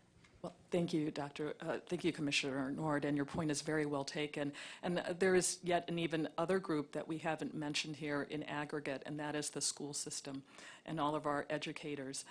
In the last 3 months, it was a 6th grade girl who ingested a whole series of magnets. She was playing with them at school, and she swallowed them, and she didn't want to tell anybody. But one of her classmates realized it and said, "No, I think there's something about this that's not right." then went to the teacher, and the teacher was unsure, but she had enough sense to actually call the parent, call the nurse, and say the child's got to be taken to our emergency department, where then we handled things appropriately and were actually able to remove the magnets. But these are now in our school systems, as has already been stated before, and that is an entire other group of individuals, our teachers, our educators, that also need to be given this information. If I might add one thing to this, there is in medicine a well-known time frame of diffusion of information, and it's way longer than any of us would like to admit to, and I think we all recognize that. And the diffusion of information here from gastroenterologists to emergency room, from pediatric emergency room doctors to adult emergency room doctors at hospitals in South Carolina, will inevitably be a process that will take more time than any of us would want to admit to. And I just think we all need to take that into consideration as we talk about what we're going to do. Commissioner Adler. Thank you very much, Madam Chairman. I just wanted to pose a question to the panel at large, but I'm going to start with Dr. Rudolph. I have, over the last year or so, received probably on the order of 3,000 very, very angry emails from folks who oppose any regulatory action with respect to magnets by making the argument that most of these incidents would not occur if parents were more conscientious. In other words, bad parents. And I was struck, Dr. Rudolph, by your comment, the specific example that the case that seemed so dramatic was somebody you characterized as a good parent, and you said this is not just an issue of poor parenting. So I'm just curious, of the panel, how many of you have had much experience in meeting the parents of kids who've had these problems, and have you drawn any conclusions one way or the other about the degree of care or carelessness of the parents involved in these incidents? And Dr. Rudolph, may I start with you? Sure. So I think the panel has much more experience than me in these, and they've seen a lot of patients that have had foreign body ingestions. And I think that one thing that is not going to change is that kids are still going to swallow things. You've, I'm sure, dealt with this repeatedly, and we deal with it on a day-by-day basis as well. So this really can happen to pretty much any family. These are accidents. They happen. The families, I've met one or two. They've been, again, as I said in my testimony, by all intents and purposes, great parents, very concerned. This particular mother didn't leave the bedside the entire time, was hysterical in tears, and you know, I really felt for her. This is something that I think truly can happen. These products are just, they're there, it's going to happen, and they're unsafe. Thank you. I'd be curious to hear if any of the other panelists have drawn any conclusions or made any observations. What I would just say is that this is not an issue of bad parenting. This is an issue of availability of devices that unfortunately cause way more harm than initially thought. They were thought that they were innocuous. Many of these children are having access to these magnets outside of the home, in the school system, in a friend's house, in other places where the parent's not even around. So I think that we are just would be pointing in the wrong direction to say that this is something that would be fixed by a good parent. These are all very caring and good parents, and I think that line of argumentation is incorrect, and I would think that my other colleagues probably feel the same. Far and away the most common foreign body swallowed is coins. And I've taken coins out of famous people's children and important people's children and physician colleagues' children who are embarrassed to admit it in medical staff meetings. And I can't speak to what they do at home, but they all seem to be extraordinarily responsible people who care dramatically and intensely about their children, to the point of being helicopter type of parents. And that doesn't seem to prevent it. And I think that magnets are no different. In fact, they cause no discomfort going down, so they may be more attractive in some ways to doing multiple ingestions rather than coins, which are uncomfortable to go down. I like the others. I would say that the issue of parenting is probably not the core issue here. I would concur with the previous comments. This really isn't a parenting issue. It's an object issue, and it's a risk issue in kids. Sometimes the ingestion occurs because one sibling feeds the object to another sibling. I mean, there's a variety of reasons for it, but Parenting is not the cause of this, and better parenting would not prevent this in any way. Dr. K, I also noticed that you commented about the importance of education, as did all of you, but you also seem to feel that education by itself would not solve the problem. And I'm curious if I've stated your position correctly, and I'd be curious very quickly if any of you have an additional thought about that. Yeah, this is, as Mark alluded to in the earlier testimony, this is a product that had unanticipated consequences. It was thought to be an innocuous product. It was actually some of the prior magnet sets were actually used for kids with developmental disabilities because they were smooth. They were thought not to be sharp. And so we can educate, but we're behind the game when we're educating on this. And so although that's a component of it, we really need to try to prevent these ingestions, and that's why we're seeking your assistance in that to try to offer appropriate regulations to prevent the vast majority of these ingestions. Dr. Leibowitz, anything to add? Okay. Thank you all very much. Commissioner Robinson? I would like to preliminarily say that the CPSC has the task of identifying and addressing emerging hazards, but I really view doctors, hospitals, and medical organizations as being critical partners of ours in helping us do our jobs. And I would just first of all like to thank all of you for coming here and taking the time to answer our questions today and to testify. But I would also like to very much applaud NASPGHAN and Dr. Abbas for the effort that went into getting us good information that we couldn't have otherwise obtained, and acting so promptly and proactively. In another venue, I know, I'm just reminded of this, that 30 years ago anesthesiologists took it upon themselves as a group to figure out why the morbidities and mortalities under general anesthesia were so high, and found wonderful ways of addressing that. And I know that it's different, but the proactivity's there, and I just want to thank you and your organization very much for that and helping us do our jobs better. When I asked Dr. Gilger in panel one about the numbers, and I know Dr. Oliva Hemker and Dr. Leibowitz, you've talked about the tip of the iceberg, as Dr. Gilger said. But I noticed, Dr. Rudolph, for example, that you were shaking your head pretty hard when I asked the question. And if you or Dr. K would like to comment on that, I would very much like to hear your thoughts. Sure. So I can start. I think that if you look at just those case series, I mentioned several in my testimony. There were 6 others from across the country. There's one in Boston that had 112 kids, I think. Another center listed 2. Another had listed 1. One had listed 8. So there's a wide range. Many of them were not from pediatric gastroenterologists. A lot of them were from surgeons. A lot of them were ingestions elsewhere outside the GI tract. So the data we have, I don't think, really does justice to the magnitude of this issue. Okay.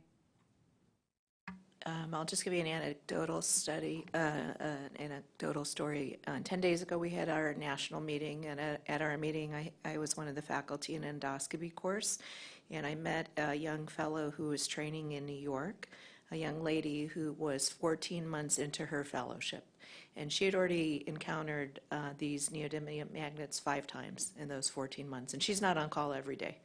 So the incidence of this is escalating. It's despite actions to withdraw some of these products from the market. We really don't know the total numbers. What happens with case reports is that as something has been published a number of times, as editors of journals, we say it's already published, it's already known, we're not going to necessarily accept that. So that the case reports don't keep up with really the true frequency of these ingestions, but they're happening throughout the country. I'm sure they're happening throughout the world, and like I said, this really just represents the tip of the iceberg of what's going on. All of you today at some level have addressed the fact that these kinds of injuries that occur with the magnets require long-term care. But I wondered, and I know all of you are qualified to answer this question, so I don't really care who decides to respond, but I would very much like a little bit of amplification on, I mean, I understand that the long-term care, for example, with fistulas would be very different than with bowel resection, but I just wondered if one of you could just address what we're talking about if a young child, for example, has a bowel resection in terms of long-term care. So if a child loses a substantial part of their bowel, and we'll say that 50% of their small intestine, as was alluded to, they typically require placement of a central venous catheter, for which the family will need to administer nutrition every single day at night because they can't absorb nutrients adequately through the GI tract. Those catheters are associated with a high risk of infection, even in the best parenting situations, and so the child may be admitted repetitively to the hospital for septic episodes associated with that catheter. Typically, the catheters need to be replaced, and so they need to undergo repetitive surgical procedures. Despite advances in the nutrition, a lot of times long-term intravenous nutrition, and we know this from babies who have a condition called NEC or necrotizing enterocolitis, ultimately develop liver disease as a consequence of that, end-stage liver disease. And so patients may need a liver transplant, they may need a small bowel transplant. Those procedures cost hundreds of thousands of dollars on an individual basis, up to $1 million, and are not always successful. So even if you get a liver transplant or a small bowel transplant, you may not survive that for more than 5 years. So the cost to an individual patient or the healthcare system may be $1 million or more for a child who suffers and needs a bowel resection from one of these ingestions. So just from a financial aspect, these are really devastating to the family in terms of the child's life expectancy, the quality of life, and the finances for the family and for the healthcare system. Thank you. And I guess I would also like to know if any of you has any thoughts with respect to this definition of magnet sets, given what you are encountering, and whether you think it's broad enough. Actually, what? Yeah, I think we would all agree that this is the beginning of a process, and we would be obviously in favor of moving forward with as far as we've gone.